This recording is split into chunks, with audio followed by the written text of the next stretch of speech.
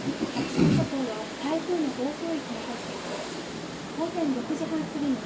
石垣空港と波照間空港でいずれも36メートルの最大瞬間風速を観測しました。